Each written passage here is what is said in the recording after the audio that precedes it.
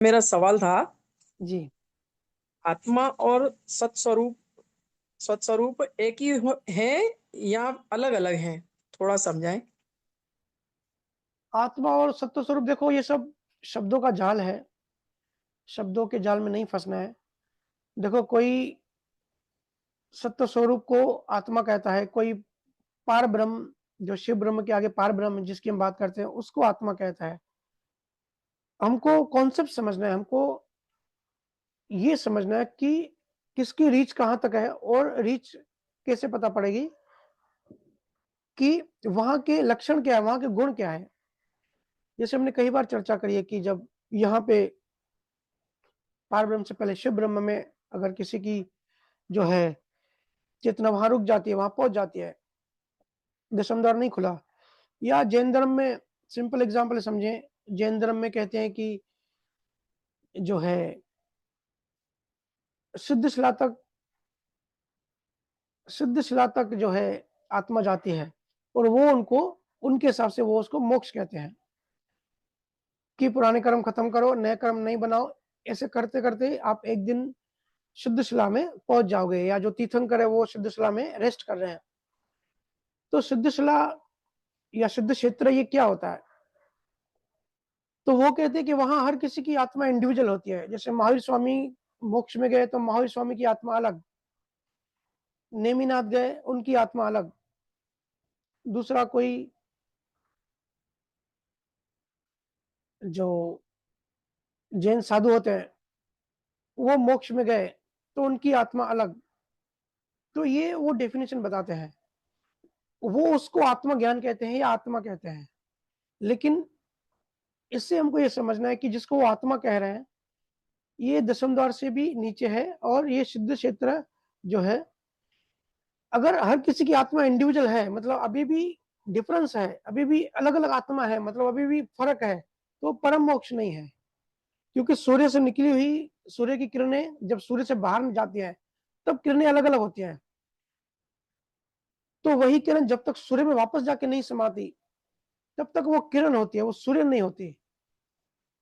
लेकिन सूर्य की किरण और सूर्य का जो गुण है, वो गुण सेम होता है, उसमें भेद नहीं होता। लेकिन अभी भी किरण सूर्य से अलग है, क्योंकि इंडिविजुअल है, अलग-अलग है।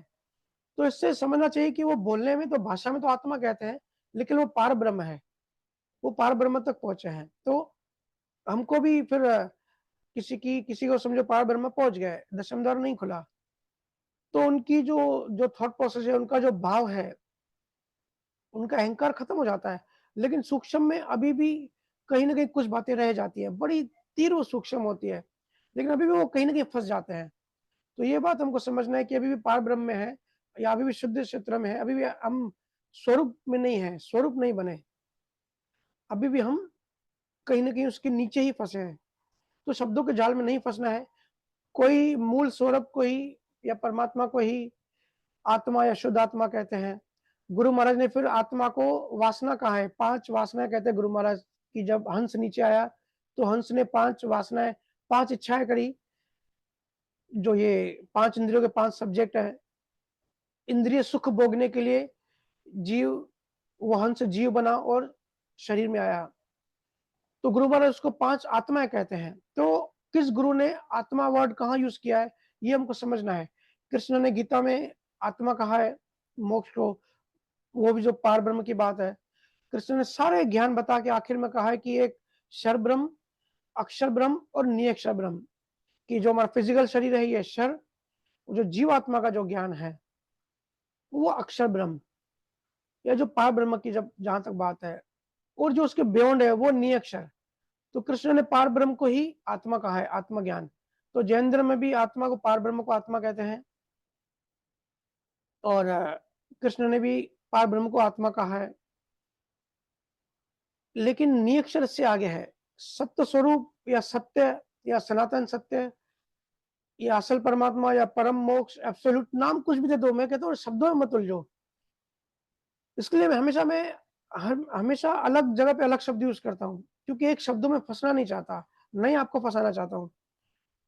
कॉन्सेप्ट जब हमारे क्लियर हो जाएँगे, तब शब्दों का महत्व नहीं रहता, तब आइडिया आ जाता है।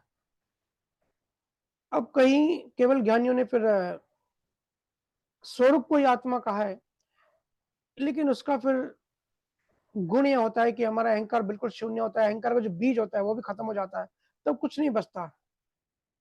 तब जिसको मैं कहते हैं ना, अब देखो बहुत सारे केवल ज्ञानी, सो कॉल्ड केवल ज्ञानी कहते हैं मैं शुद्ध आत्मा हूँ। उनको ये भी नहीं पता कि जहां मैं आ गया वहां शुद्ध आत्मा नहीं होता, और जहां शुद्ध आत्मा हुआ वहां मैं नहीं आता। मैं अहंकार का एहसास करवाता है। तो जहां मैं भी खत्म हो जाता है, सिर्फ बचता है सिर्फ होने का एहसास। जहां अवेयरनेस बचती है वो है परमात्मा, या शुद्ध आत्मा, या नियक्षर, या सिंपल शब्दों में जो मुझे शब्द अच्छा लगता है, निज स्वरूप या मूल स्वरूप, जो हम ही हैं, हमारा मूल स्वरूप है, बिल्कुल शुद्ध चेतना। तो विकी भाई इसके लिए शब्दों के जाल में नहीं फंसना है, क्योंकि किसी पंथ में किसी गुरु ने आत्मा को, पार ब्रह्म को आत्मा कहा है, किसी ने स्वरूप को आत्मा कहा है। कई सारे फिर जीवात्मा को आत्मा कहते हैं ना, आत्मा शरीर बदलती है, आत्मा ना पैदा होती है ना मरती है, आत्मा सिर्फ शरीर बदलती है। अरे भाई ये भी डेफिनेशन गलत है। आत्मा शरीर भी नहीं बदलती, जीवात्मा शरीर बदलती है।